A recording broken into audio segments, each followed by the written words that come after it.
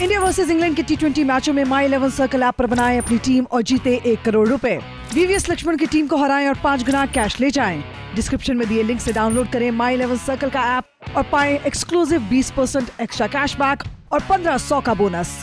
नमस्कार, क्रिकेट हाउसफुल में आपका बहुत बहुत स्वागत है और मैं हूं प्रदीप सहगल।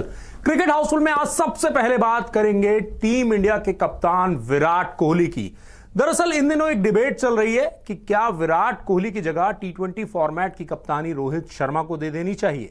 इसका जवाब अब दिया है वीवीएस लक्ष्मण ने। भारत के इस पूर्व दिग्गज बल्लेबाज का कहना है कि फिलहाल वो समय नहीं आया है जब भारत अलग अलग फॉर्मेट में अलग अलग कप्तान का जो फॉर्मूला है उसे अपनाए। फिलहाल भारत को तीनों ही फॉर्मेट में एक ही कप्तान रखना चाहिए और वो है विराट कोहली, क्योंकि टी20 वर्ल्ड कप काफी पास में है। ऐसे में बदलाव करना टीम इंडिया के लिए भारी साबित हो सकता है।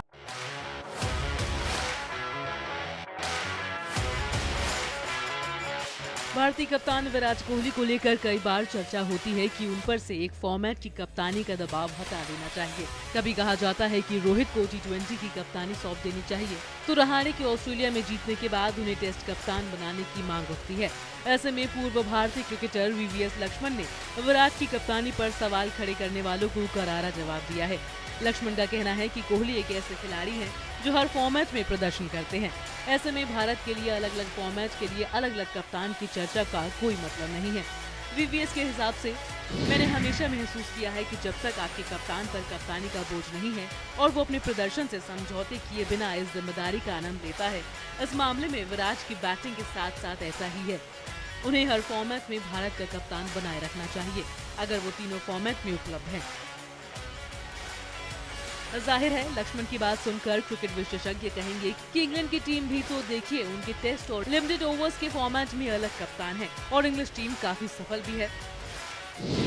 इंग्लैंड के मामले अलग हैं, इसलिए उनके कप्तान अलग हैं। जो रूट व्हाइट बॉल से खेले जाने वाले फॉर्मेट में रेगुलर नहीं है या फिर इयान मॉर्गन टेस्ट खिलाड़ी नहीं है।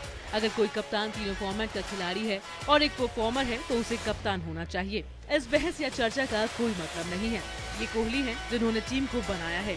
उनकी पॉजिटिव सोच और उनके काम के एथिक्स ने भारतीय टीम को प्रेरित किया है। जाहिर है विराट की कप्तानी में टीम इंडिया ने बाइलेटरल सीरीज में प्रदर्शन तो अच्छा किया है, लेकिन अभी तक आईसीसी ट्रॉफी नहीं जीत पाए। ऐसे में इस साल भारत में टी20 वर्ल्ड कप का आयोजन होगा। ऐसे में विराट से इस खिताब को कप्तान के तौर पर जीतना होगा। विजय हजारे ट्रॉफी में पृथ्वी शॉ और देवदत्त पड्डीकल, इन दोनों खिलाड़ियों ने धमाकेदार प्रदर्शन किया। दोनों खिलाड़ियों ने 4-4 सेंचुरीज लगाई। पृथ्वी शॉ ने तो अपनी टीम को विजय हजारे ट्रॉफी 2021 का विजेता तक बनाया और अब इसीलिए यही आवाज उठ रही है कि इन दोनों खिलाड़ियों को टीम इंडिया में जगह मिले, क्योंकि पृथ्वी शॉ जिस तरह का प्रदर्शन उन्होंने इस टूर्नामेंट में किया, लाजवाब रहा। सबसे ज्यादा रन बनाने वाले खिलाड़ी रहे। विजय हजारे ट्रॉफी के इतिहास में ऐसा पहली बार हुआ जब किसी खिलाड़ी ने 800 से ज्यादा रन बनाए हो। वहीं देवदत्त पड्डीकल के लिए भी विजय हजारे ट्रॉफी का ये सीजन धमाकेदार रहा। अब इसी वजह से ये सवाल जो है वो सभी के जहन में है कि कब इन दोनों खिलाड़ियों को टीम इंडिया में जगह मिलेगी। पृथ्वी शॉ और देवदत्त पड्डीकल, इन दोनों खिलाड़ियों ने डोमेस्टिक क्रिकेट में ऐसा धमाल मचाया है जिसे भारतीय क्रिकेट में तहलका मच गया है। इन दोनों खिलाड़ियों ने टीम इंडिया के दरवाजों पर दस्तक देनी शुरू कर दी है। पृथ्वी शॉ जहां टीम में वापसी चाहते हैं, वहीं पड्डीकल को टीम इंडिया में अपने डेब्यू का इंतजार है। जाहिर है पृथ्वी शॉ और देवदत्त पड्डीकल दोनों ने ही विजय हजारे ट्रॉफी में रनों की बरसात कर दी है। अगर पृथ्वी शॉ की बात करें तो उन्होंने टूर्नामेंट के इतिहास में एक सीजन में सबसे ज्यादा रन बनाने वाले बल्लेबाज बने हैं। पृथ्वी ने 8 मैचों में 165.40 की औसत से 827 रन बनाए हैं, जिसमें 4 शतक और एक दोहरा शतक शामिल था। पृथ्वी विजय हजारे ट्रॉफी के एक सीजन में 800 से ज्यादा रन बनाने वाले पहले बल्लेबाज बने हैं। उनकी कप्तानी में टीम ने चौथी बार विजय हजारे ट्रॉफी पर कब्जा जमाया है। वहीं अगर देवदत्त पड्डीकल के प्रदर्शन पर नजर डालें तो उन्होंने कर्नाटक की तरफ से खेलते हुए पूरे टूर्नामेंट में 7 मैचों में 145.40 की औसत से 737 रन बटोरे हैं। इस दौरान वो लिस्ट ए क्रिकेट में लगातार 4 शतक लगाने वाले पहले बल्लेबाज बने थे। पड्डीकल ने साल 2019 के विजय हजारे ट्रॉफी में भी 600 से ऊपर रन बनाए थे। जाहिर है जहां पृथ्वी शॉ एक फ्लॉप दौर के बाद अपने अच्छे प्रदर्शन से टीम इंडिया में वापसी करना चाहते हैं, वहीं पड्डीकल अपने निरंतरता से टीम इंडिया में जगह बनाना चाहते हैं। ऐसे में ये देखना दिलचस्प होगा कि भारतीय सिलेक्टर्स इन खिलाड़ियों को कब और कैसे टीम में मौका देते हैं।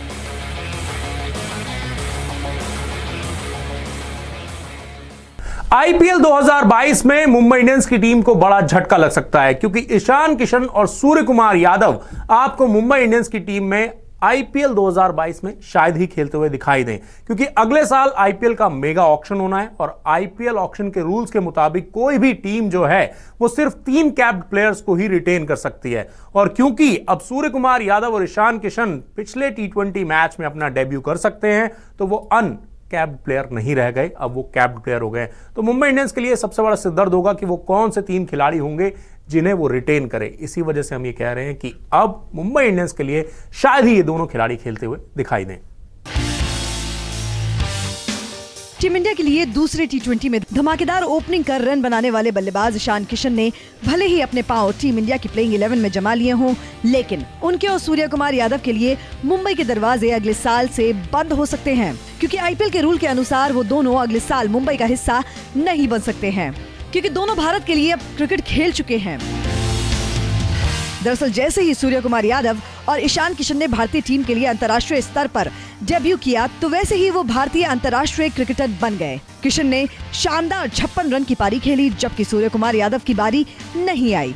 इसी के साथ मुंबई इंडियंस की मुश्किलें सूर्य कुमार यादव और ईशान किशन ने डेब्यू करते ही बढ़ा दी। ये मुश्किलें ऐसी हैं कि सूर्य कुमार यादव और ईशान किशन आईपीएल 2022 में अन्य टीमों के लिए भी खेलते नजर आ सकते हैं, क्योंकि अगले साल के आईपीएल के भारतीय क्रिकेट कंट्रोल बोर्ड यानी कि बीसीसीआई मेगा ऑक्शन आयोजित कर सकती है। टूर्नामेंट को बढ़ाने के कारण बीसीसीआई को मेगा ऑक्शन आयोजित करना पड़ेगा, क्योंकि आईपीएल में 2 और टीमें शामिल हो रही हैं। ऐसे में मुंबई इंडियंस इन दोनों खिलाड़ियों को रिटेन नहीं कर पाएगी। आईपीएल के रिटेंशन नियम के हिसाब से एक आईपीएल फ्रेंचाइजी 3 ही भारतीय अंतर्राष्ट्रीय खिलाड़ियों को रिटेन कर सकती है, लेकिन आरटीएम यानी राइट टू मैच कार्ड के जरिए एक विदेशी और एक अनकैप्ड खिलाड़ी को भी आईपीएल ऑक्शन में रिटेन किया जा सकता है। ऐसे में इन सिनेरियो को देखते हुए लगता है कि मुंबई इंडियंस के कप्तान रोहित शर्मा तेज गेंदबाज जसप्रीत बुमराह और ऑलराउंडर हार्दिक पांड्या को रिटेन करेगी और ईशान किशन और सूर्य कुमार यादव जैसे खिलाड़ियों को ऑक्शन में भेजा जाएगा। अगर ऐसा हुआ तो मुंबई के लिए यकीनन मुश्किलें हो सकती हैं, क्योंकि मुंबई ने अगर इन दोनों को छोड़ा तो मुश्किलें काफी ज्यादा ही बढ़ने वाली हैं।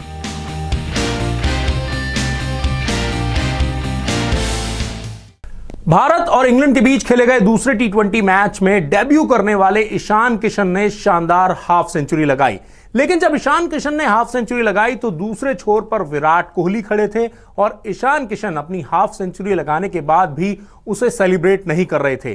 तभी दूसरे छोर पर खड़े कप्तान कोहली ने ईशान किशन को कहा कि आपने पहली बार इंटरनेशनल करियर में हाफ सेंचुरी लगाई है, तो आप चारों तरफ अपना बल्ला दिखाइए और दर्शकों को यह बताइए कि आपने हाफ सेंचुरी लगाई है, तो आप उसे सेलिब्रेट कीजिए।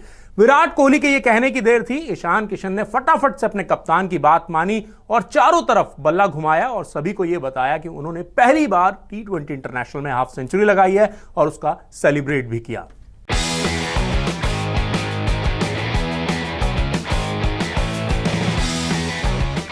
दूसरे T20 में शानदार बल्लेबाजी करने वाले ईशान किशन ने अपने डेब्यू मैच में ही अपने बल्लेबाजी का जलवा दिखाया, जिसके बाद हर जगह ईशान की वाहवाही हो रही है।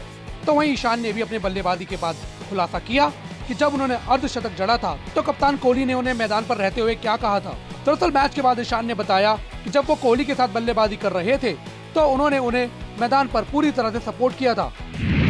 ईशान ने चहल टीवी से कहा, मुझे हाफ सेंचुरी के बाद बल्ला लहराने की आदत नहीं है, मुझे एहसास ही नहीं हुआ था मेरी हाफ सेंचुरी पूरी हो चुकी है। फिर कोहली ने आकर मुझे बताया कि तुम्हारी हाफ सेंचुरी पूरी हो चुकी है, सेलिब्रेट करो। कोहली ने कहा, ओए डेब्यू मैच में 50 मारी है, चल चारों ओर हवा में लहरा। इसके बाद मैंने कप्तान के आदेश का पालन किया और बल्ले को हवा में लहराया। ईशान ने शानदार बल्लेबाजी की और टीम में अपनी जगह लगभग पक्की कर ली है। ईशान की बल्लेबाजी पर नजर डाले तो उन्होंने 32 गेंदों में 56 रन की पारी खेली, जिसमें 5 चौके और 4 छक्के शामिल थे। किशन की शानदार बल्लेबाजी और कोहली की दमदार पारी ने भारत को सीरीज में 1-1 की बराबरी पर लाकर खड़ा कर दिया है। आने वाले मुकाबलों में भी उम्मीद है कि ईशान शानदार बल्लेबाजी करेंगे और टीम को इसी तरह से जीत दिलाएंगे। तो वहीं ईशान ने अपनी इस बल्लेबाजी के दम पर टीम की ओपनिंग की परेशानी को कहीं ना कहीं खत्म कर दिया है। फिलहाल देखना अब ये है कि आने वाले मुकाबलों में ईशान क्या कमाल करके दिखाते हैं।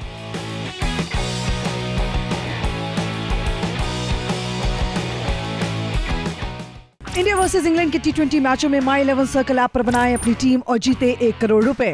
वीवीएस लक्ष्मण की टीम को हराएं और 5 गुना कैश ले जाएं।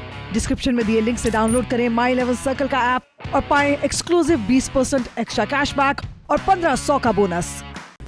This game involves an element of financial risk and may be addictive. Please pay responsibly and at your own risk. अगर आपको हमारा ये वीडियो पसंद आया हो तो इसे लाइक और शेयर जरूर करें और हमें सब्सक्राइब और फॉलो करना ना भूलें ताकि आप क्रिकेट की कोई खबर मिस ना करें। चाहे स्पोर्ट्स की ब्रेकिंग न्यूज हो या क्रिकेट का कोई अपडेट, प्लेयर्स की मस्ती हो या मैदान पर लाइव एक्शन, हर वीडियो मिलेगा न्यूज़ 24 स्पोर्ट्स पर। हम कंट्रोवर्सीज भी मिस नहीं करते, तो जुड़िए हमारे साथ और देखते रहिए न्यूज़ 24 स्पोर्ट्स।